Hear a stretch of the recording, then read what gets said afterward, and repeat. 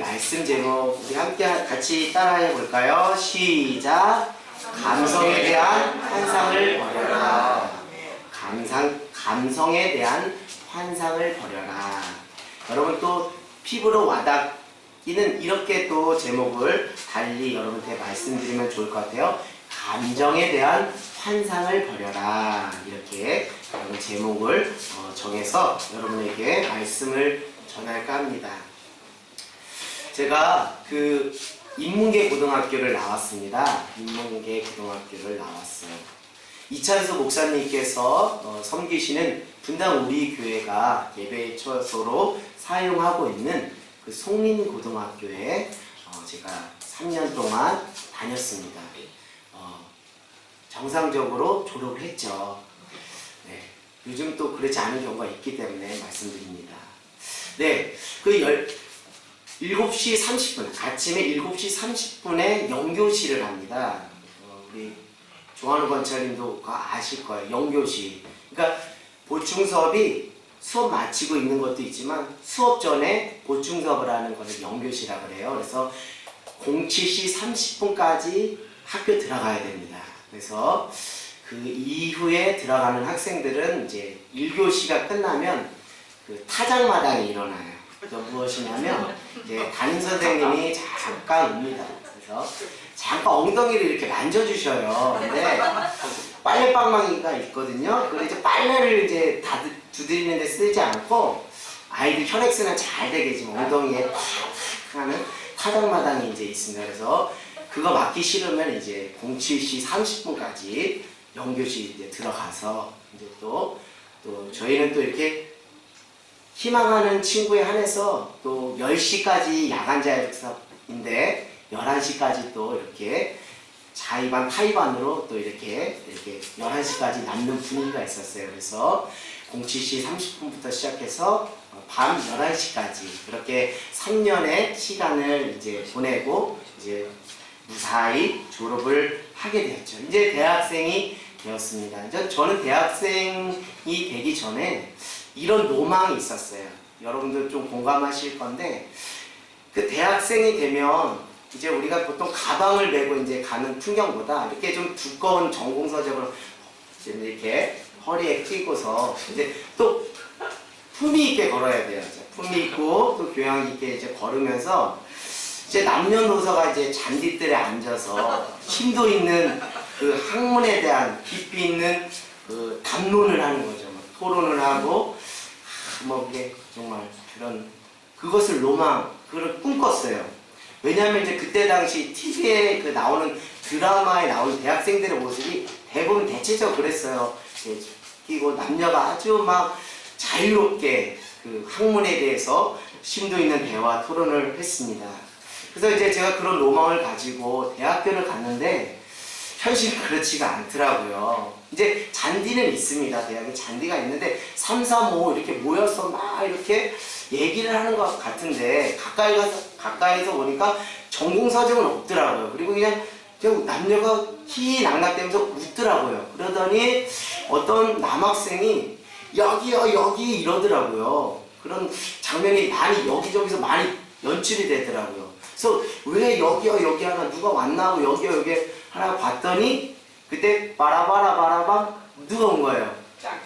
그렇죠. 중국집 배달원 아저씨가 한마디를 하시는 거죠. 뭐 시키신 분? 짜장면 시키신 분! 이렇게 하니까 이제 그제서야 좀 밥대가 됐으니까 이제 하면서 여기요. 그런 풍경들이 보이면서 나름 그 로망과 환상이 팍 깨지기 시작하더라고요. 그게 아니구나. 현실은 또 그게 아니구나. 라는 생각이 되었습니다. 그만큼 제가 생각했던 그 대학교 1학년 그 3월달 풍경 모습이 제가 생각하는 것과는 전혀 딴판으로 돌아가는 것이었습니다. 무엇보다도 그동안 고등학교 3년 내내 틀에 갇힌 생활을 하다 보니까 이제 한꺼번에 저에게 무엇이 주어진 거죠? 자유가 주어졌는데 이 자유를 어떻게 사용해야 할지 주체할 수가 없더라고요. 07시 30분부터 밤 11시까지 학교에 묶여서 공부하다가 가끔 이제 설교 때 이런 말 하기는 좀 죄송스럽지만 똘끼가 이제 발동해서 한번 이렇게 도망간 적이 있거든요. 꼭 도망가면 다른 애들은 안 걸리는데 도망가면 저만 걸려. 그래가지고 한 번 또 타작마당에 또 끌려간 적이 있는데, 그만큼 이제 자유가 주었으니까 와 자유다 이렇게 하고 그 자유를 신나게 쓰려고 하는데, 한꺼번에 주어진 그 자유가 저게 감당할 수가 없는 거예요. 그래서 3월 달 내내 조금 이 모양 저 모양으로 방황했던 경험이 있습니다. 정말 고등학교 3년 내내 내 진짜 지겨운 고등학교 생활 졸업하고 대학교 가면 나는 이제 자유인이다 라고 생각하고 막 그렇게 열심히 공부했는데, 막상 자유가 주어졌는데 한꺼번에 쏟아진 자유를 제가 어떻게 주체할 수도 없고 컨트롤할 수가 없더라고요. 우리는 지난 금요 오직 기도회 때 말씀을 통해서 하나님의 은혜 안에서 무엇을 만끽했죠? 자유를 만끽했습니다. 그 자유가 무엇인지 우리 말씀을 들으신 분들은 이미 다 알 텐데요. 그것은 인간이 율법을 지킴으로 구원을 받을 수 없고 의로워질 수 없다는 철저한 인간의 죄성의 굴레에서 하나님의 은혜 안에 예수 그리스도를 믿는 믿음으로 어떻게 되죠? 우리가 구원받고 의로워질 수 있다는 복음을 통해 율법의 한계로부터의 무엇을 경험하는 거죠? 자유를 경험하는 거예요. 율법의 한계로부터 우리가 자유를 경험하게 되는 거죠. 구체적으로 남자 같은 경우는 이제 더 이상 무엇을 행하지 않아도 돼요. 할례를 받지 않아도 되니까 표면적으로만 봐도 육신적인 고통을 경험하지 않아도 되니까 이제 율법의 그 속박으로부터 자유해질 수 있다라는 그 자유를 경험하게 됩니다. 더 본질적으로 말씀드리면 죄의 속박으로부터 죄의 문제를 해결함 받고 구원받을 수 있는 길이 열린 것. 누구를 믿는 믿음만 있으면요, 예수 그리스도를 믿는 믿음만 있으면 우리가 다 구원받고 하나님의 자녀가 될 수 있다는 그 길이 열린 거에 대한 주체할 수 없는 기쁨과 그 자유가 우리 안에 지난 시간을 통해서 우리가 경험을 했습니다. 그리고 그 자유를 여러분 이미 다 경험하고 누리며 살아간다고 저는 믿습니다. 그런데 여러분, 때로는 이렇게 하나님의 은혜 안에서 주어진 자유가 제가 대학교 1학년 3월 달에 경험했던 것처럼 너무 주체할 수 없이 쏟아지다 보니 인간 편에서 이것을 때론 감당할 수 없을 때도 간혹 있는 것이 사실입니다. 여러분 이것에 대해서 신앙생활하면서 공감 많이 되실 거예요. 다른 것이 아니라 이제 예수를 믿게 된 이방인들이 있습니다. 이방인들은 원래 할례를 받을 필요가 있나요? 없나요? 없어요. 없는데 거짓된 자들이 갈라디아 교회에 들어와서 자꾸 뭐라고 하는 거예요? 너희들 무엇을 지켜야 된다? 율법을 지켜야 되는데 특별히 무엇을 행해야 된다? 할례를 받아야 된다 하면서 자꾸 그러니까, 그래 진짜 할례 받아야 구원받나? 이런 어떤 그 의무감과 책임감과 묶임과 눌림 때문에 자유할 수가 없었는데, 사도 바울의 그 복음, 예수 그리스도를 믿는 믿음 하나면 여러분은 구원받습니다, 하나님의 자녀가 된다는 분명한 복음 앞에 다시 어떻게 되는 거예요? 자유를 만끽하게 된 것이죠. 그래서 이제 나는 이제 예수 그리스도를 믿는 믿음 하나로 나는 참 자유를 얻었다고 그 자유에 매우 정말 감격적으로 반응하게 되는 것이죠. 쉽게 말해서 나는 이제 더 이상 육체의 고통이 무엇을 안 받아도 된다, 할례를 안 받아야 된다 하면서 나는 자유다 라면서 아마 그때 당시 그 예수님을 믿었던 이방인들이 그렇게 소리치면서 외쳤을 것이라고 저는 그렇게 생각이 됩니다. 그런데 여러분, 이 하나님의 은혜 안에서 주어진 이 자유가 가끔씩 이런 식으로도 변질될 수 있다는 것이죠. 다른 것이 아니라 나는 이제 하나님의 은혜를 받았으니까, 하나님의 은혜로 내가 구원을 받았으니까 이제 나는 전혀 무엇이 없다? 구속받을 것이 없다, 거친 것이 없다, 이렇게 고백하는 거죠. 이것이 고백이 표면적으로는 틀린 말인가요? 맞는 말인가요? 맞는 말이죠. 맞는 말인데 이것이 삶으로 또 자연스럽게 연결되는 것은 또 둘째 문제가 되는 것입니다. 하나님의 은혜면 충분하지 뭐 신앙생활을 자꾸 뭐는 지켜야 되고 뭐는 지키지 말아야 되고 이런 식으로 피곤하고 유별나게 할 필요가 있어? 내가 분명히 예수 믿는 믿음이 정확한데 내가 그것으로 구원받았는데 뭘 더 내가 그렇게 피곤하게 신앙생활할 필요가 있겠어? 나는 이제 더 이상 거치는 것이 없어 라고 이렇게 고백할 수도 있다는 것이죠.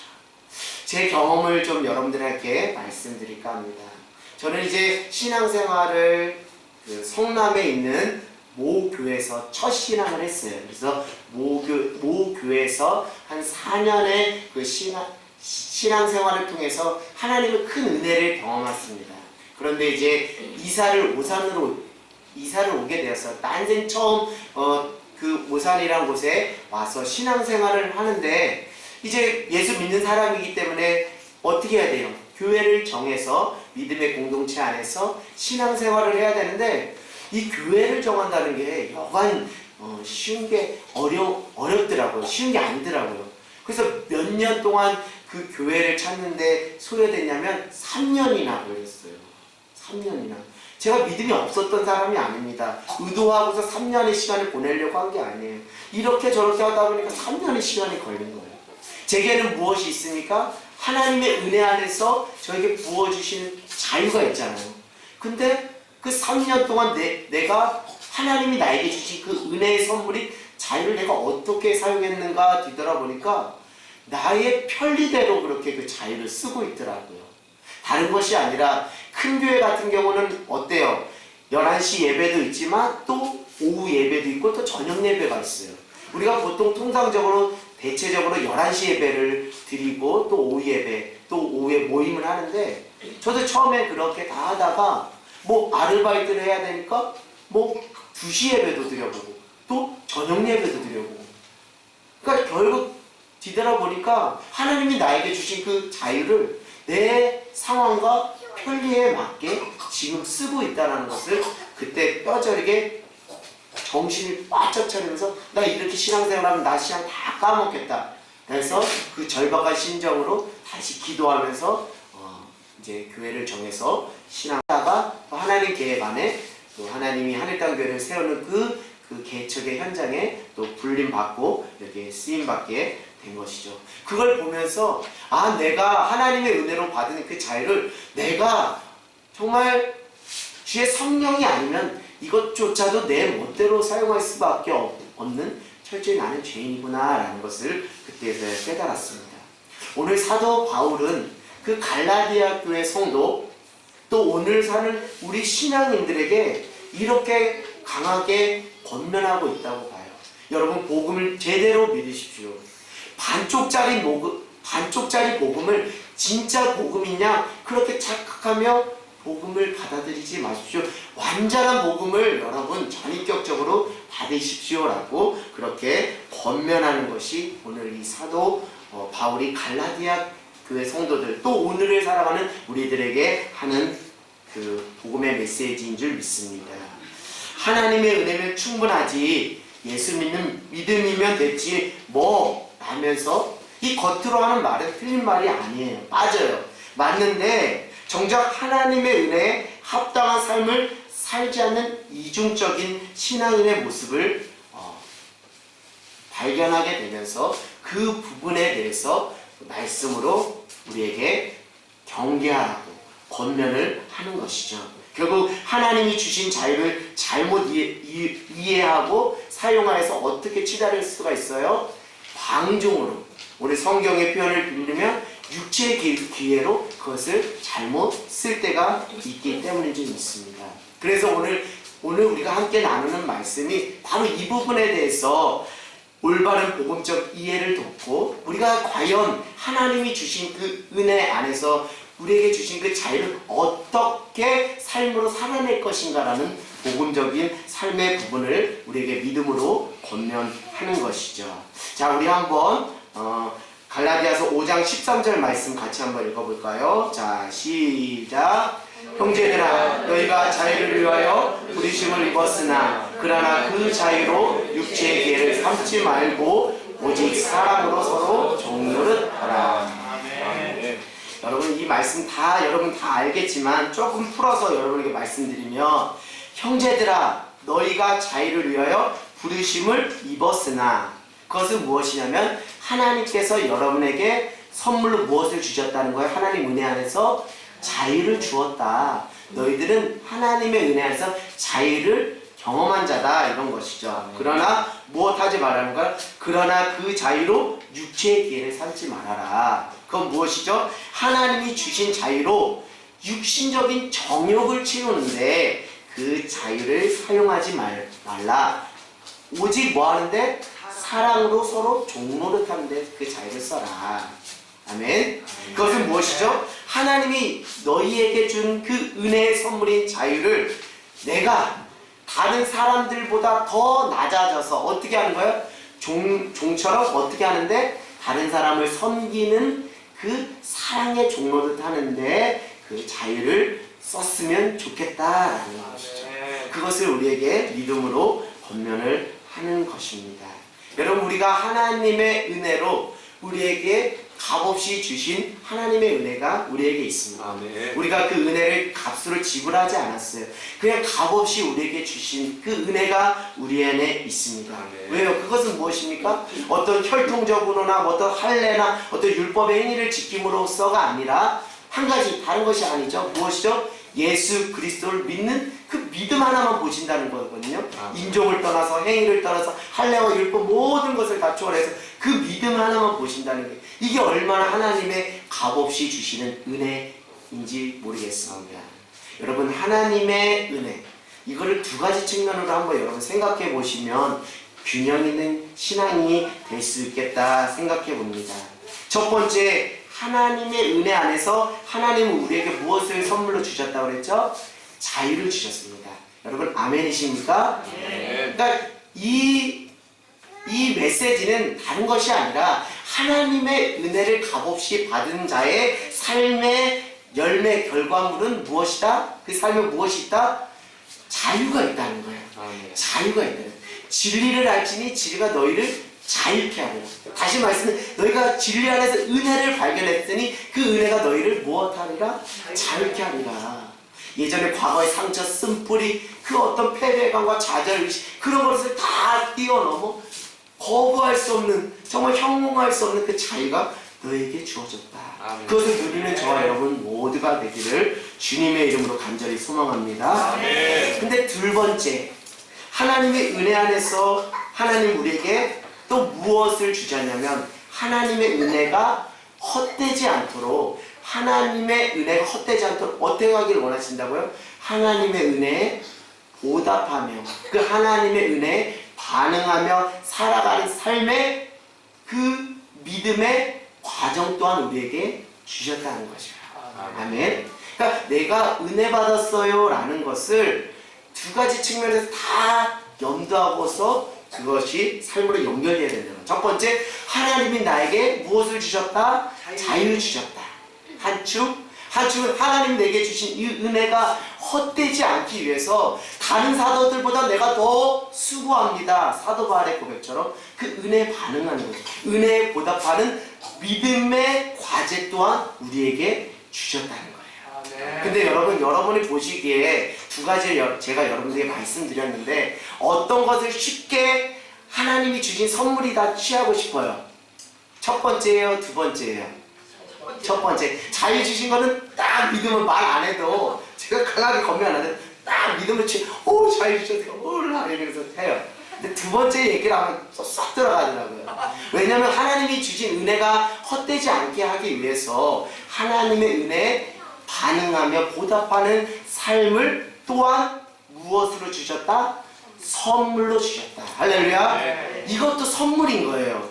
자유만 선물이 아니라 하나님의 은혜에 보답하며 살아갈 수 있는 삶, 믿음의 과제 주신 게 그게 선물이에요. 네. 그것까지 고백하는 균형 있는 믿음의 여러분 모두가 되기를 주님의 이름으로 간절히 소망합니다. 네. 여러분, 비유적으로 말씀드려 더 공감하실까 싶어 제가 이렇게 말씀드립니다. 하나님의 은혜 안에서 주어진 자유를 달콤한 사탕으로 비유한다면, 하나님의 은혜에 보답하고 반응하는 그 믿음의 과제로서의 그 삶은 비록 처음에는 좀 쓰디쓴 것 같지만 나중에 몸을 건강하게 하는 한약으로 여러분에게 비유하면 여러분이 좀 이해하실 수 있을까 싶습니다. 오늘 하나님께서 하나님의 은혜에 보답하며 살아가는 삶을 나에게, 우리에게 선물로 주셨다는 믿음의 고백이 우리 안에 시작되기를 원합니다. 아멘. 여러분, 그게 선물이에요. 그게 하나님이 여러분에게 주신 선물입니다.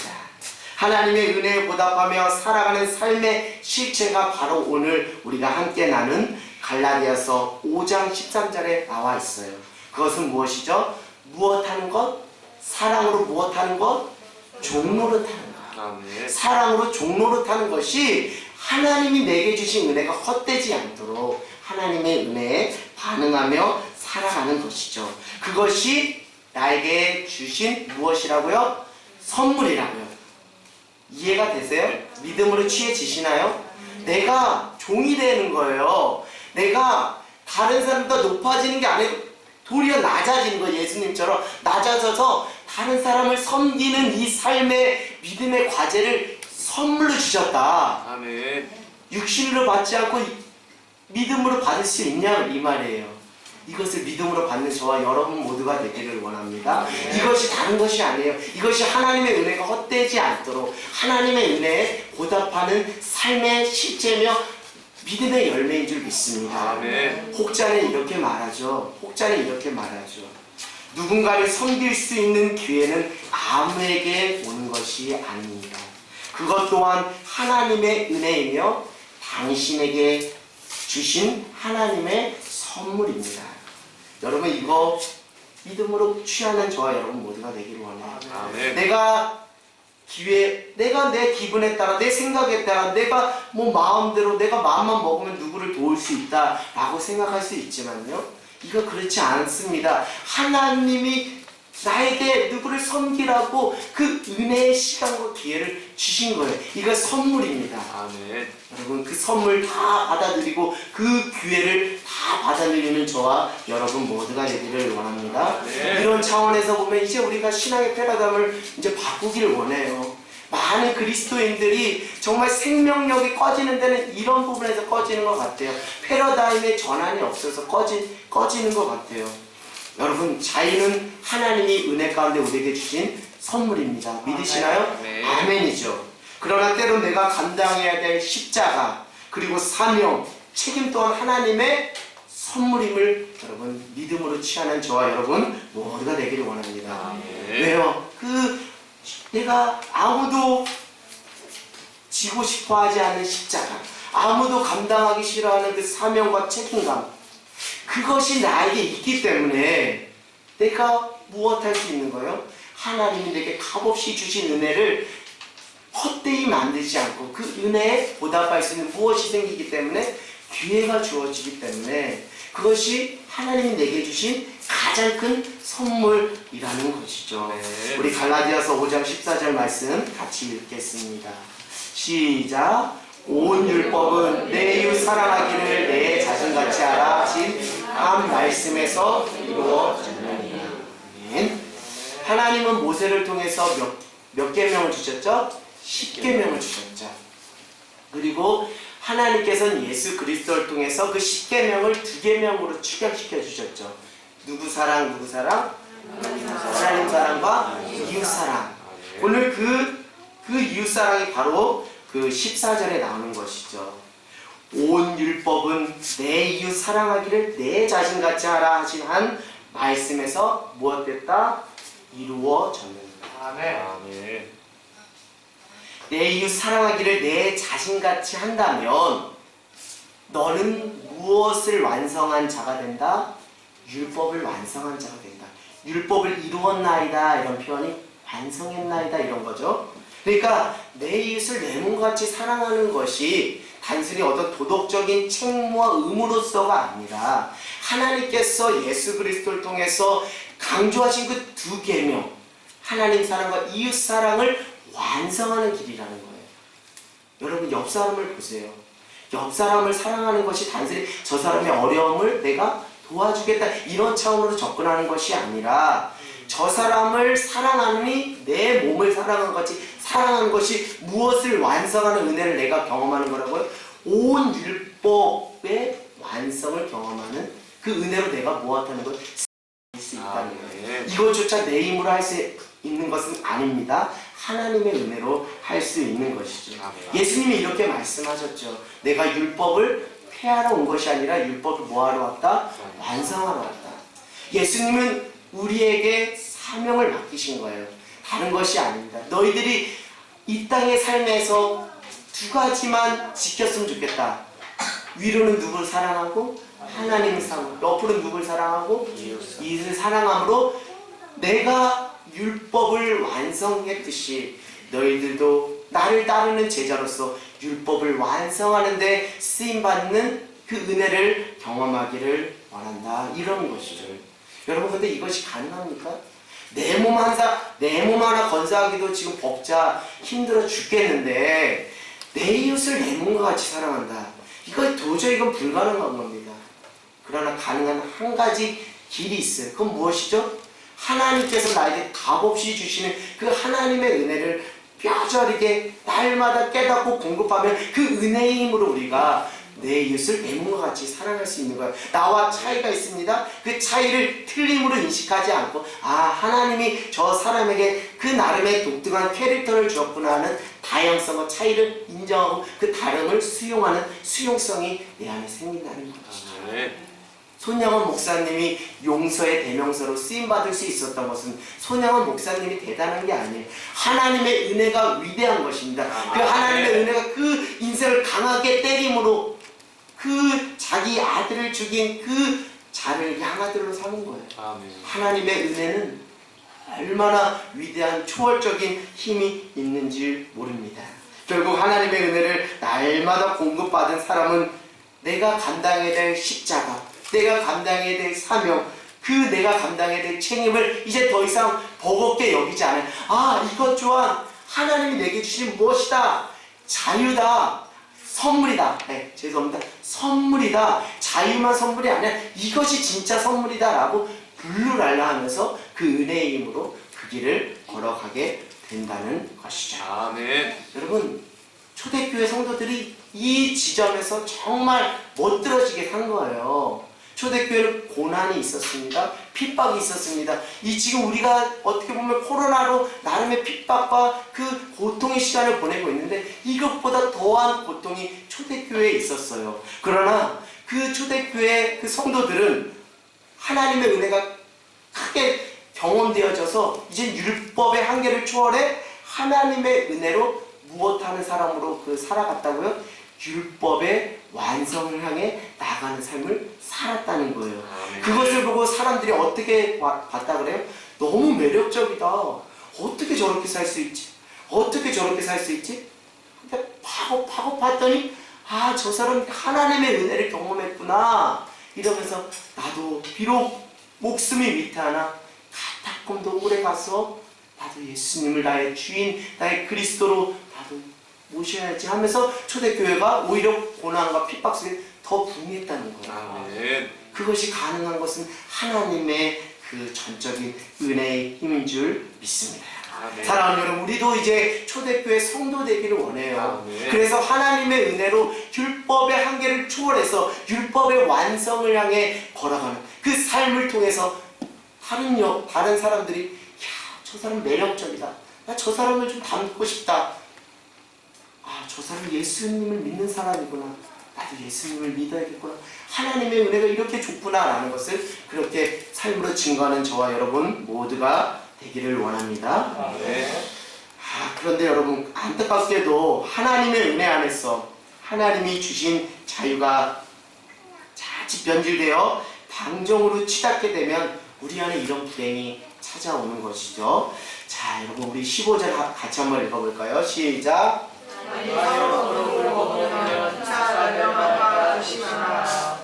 아멘.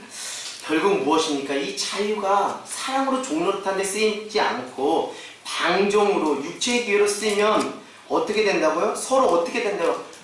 물고 뜯고 머리끄댕이 잡고 헐뜯고 해치면서 그거는 누가 이기고 누가 지는 이 게임이 아니라 무엇이라고? 다 뭐 하는 거예요? 멸망하는 거예요. 오늘날로 말면 다 망하는 거예요. 폭삭 망하는 게요. 그러니까 이 자유를 자칫 뭐로 변질시켜서 쓰지 말라. 방종 육체 기회로 잘못 쓰면 누가 이기고 지는 게 아니다. 다 폭망하는 거다. 할렐루야.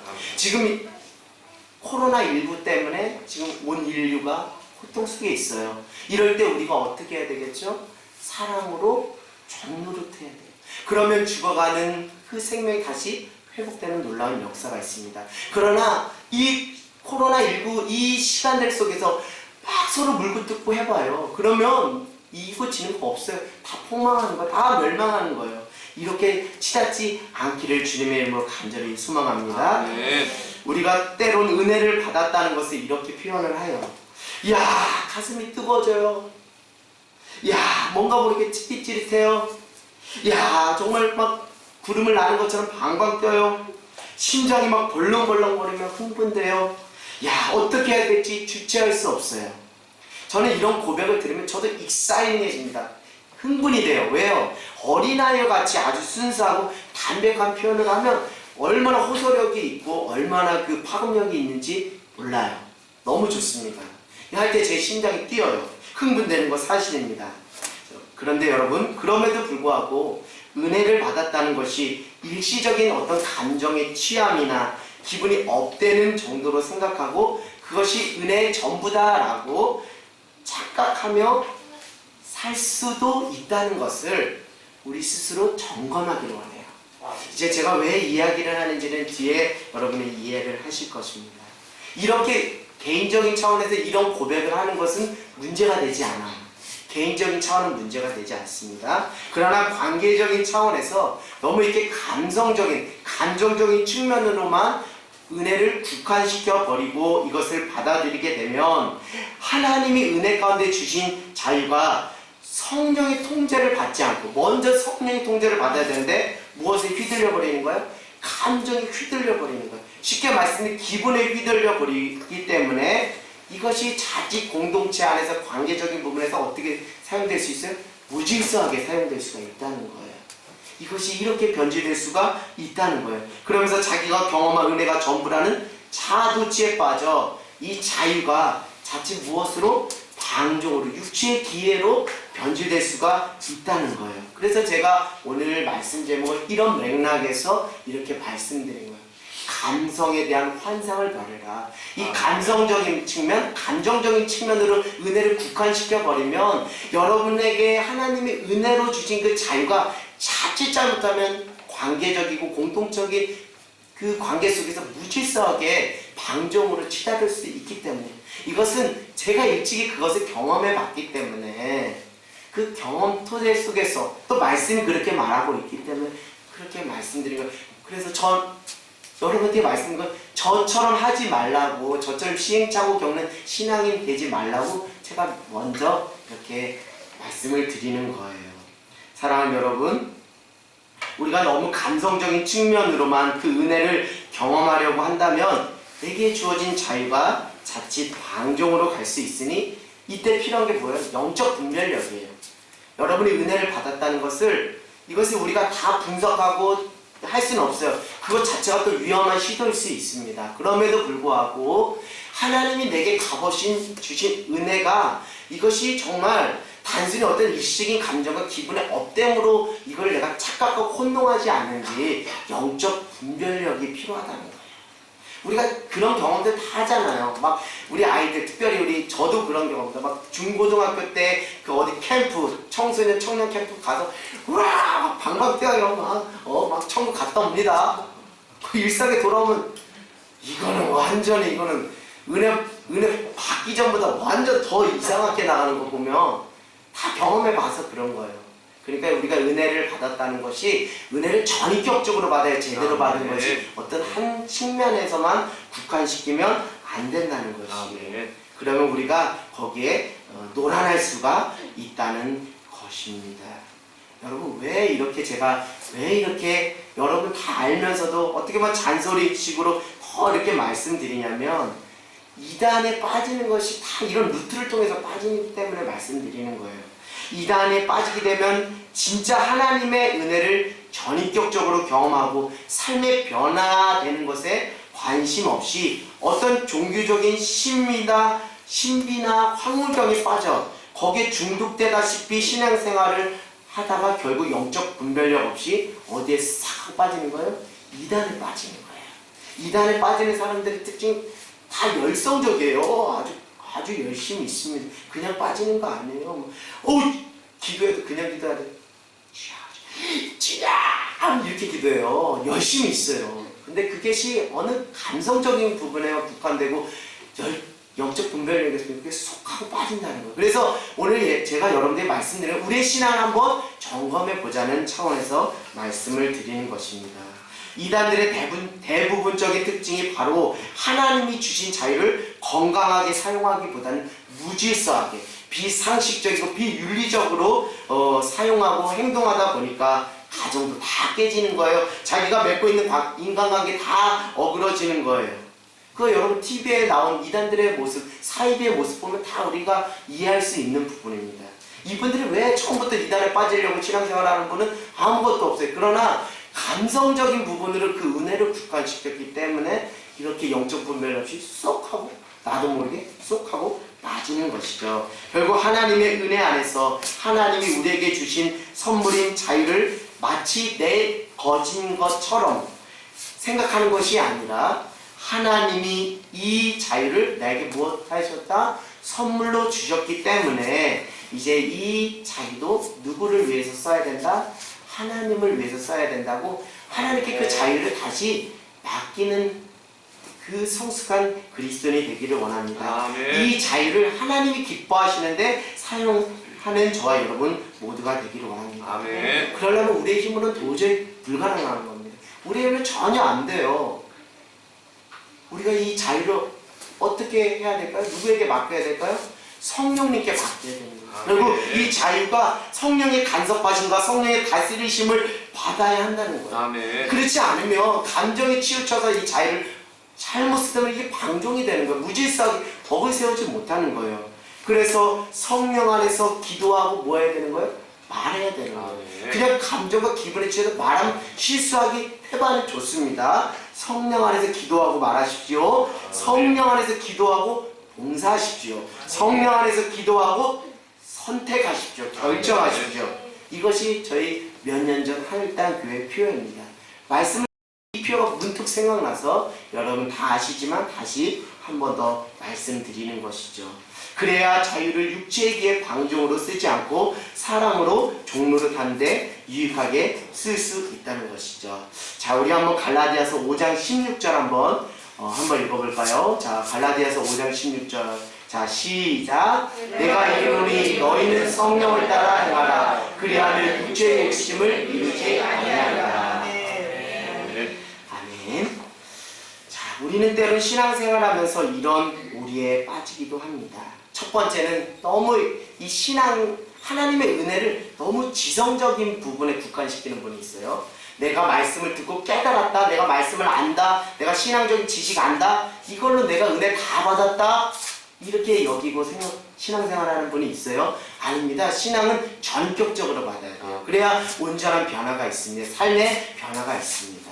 또 어떤 부분은 오늘 말씀처럼 감성적인 측면으로만 너무 은혜를 국한시켜요.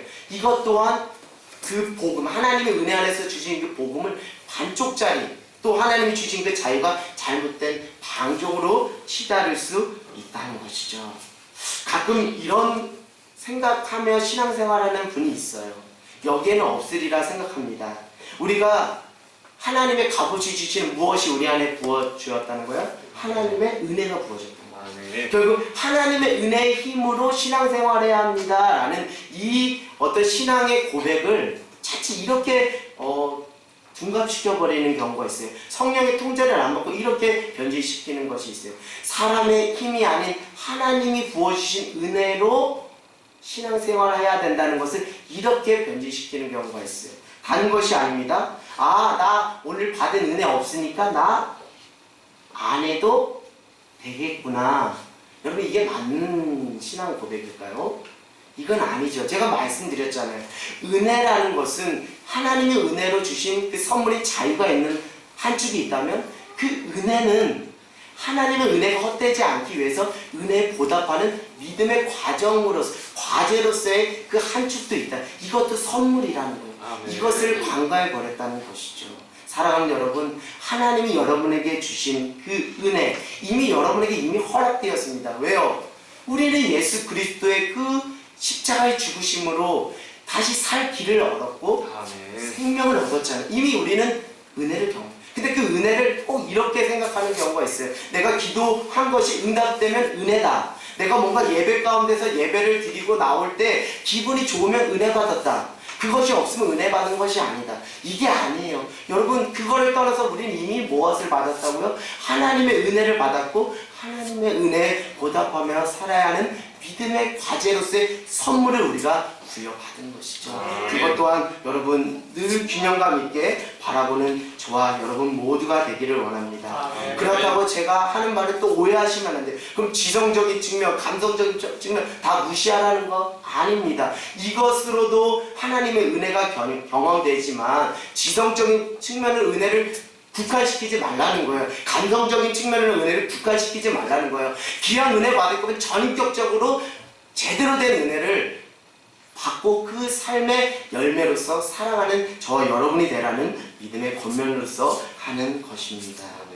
사랑하는 여러분, 이제는 영성을 소유한 성령의 인도하심과 성령의 간섭하심과 성령으로 거듭난 심령, 말씀을 통해 성령께 즉각적으로 순종하는 것이 더욱더 중요한 것이죠. 지성에서 영성으로 넘어가길 원해요. 감성에서 영성으로 넘어가는 신앙이 되기를 원합니다. 이런 신앙을 하나님이 우리에게 원하시는 것이죠. 결국 성령 충만한 사람은 자유를 하나님의 은혜에 보답하는 차원으로 쓴다는 거예요.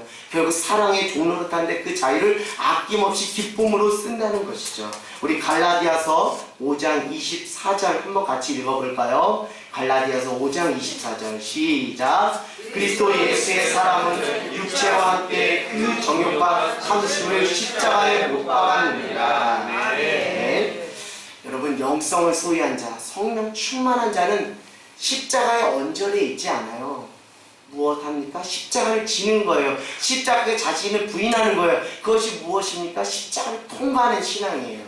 사랑하는 여러분, 십자가를 통과하십시오. 십자가를 제대로 통과하십시오. 그래서 그 십자가를 통과함으로 나를 부인하시길 바랍니다. 내게 주어진 자유가 내 것이라고 주장하지 말고 하나님의 은혜에 보답하는 사랑의 종로수로 성령의 통제하심을 받으면서 쓰는 참된 영성을 소유한 저와 여러분, 십자가를 통과하는 신앙 되기를 주님의 이름으로 간절히 소망합니다. 마지막으로 갈라디아서 6장 8절 한번 여러분 읽고 말씀을 마치도록 하겠습니다. 시작. 자기 육체를 위하여 심는 자는 육체로부터 썩어질 것을 거두고 성령을 위하여 심는 자는 성령으로부터 영생을 거두리라. 아멘. 사랑하는 여러분, 성령으로 사십시오. 아멘. 성령의 사람 되십시오. 영성을 소유한 사람 되시길 바랍니다. 성령으로 사십시오. 성령으로 행하십시오. 그러면 성령으로부터 영생을 거두게 될 줄 믿습니다. 오늘 말씀을 듣고 스스로에게 이렇게 질문을 던져보십시오. 지금 나는 영생, 생명을 향해 믿음으로 걸어가고 있는가? 내가 지금 열심히 뜨겁뜨겁 믿음의 경주를 하고 있는데 이것이 영생, 생명으로 지금 가는 길에 그 길목에 있는지 아니면 엉뚱한 길로 가고 있는지 한번 여러분 기도하면서 스스로를 점검하는 저와 여러분이 모두가 되기를 원합니다. 이제는 지성에서 영성으로 넘어가는, 이제는 감성에서 영성으로 넘어가는, 기뻐지는 주님의 신실한 제자로 세워지는 은혜가 여러분에게 임하기를 주님의 이름으로 간절히 소망합니다.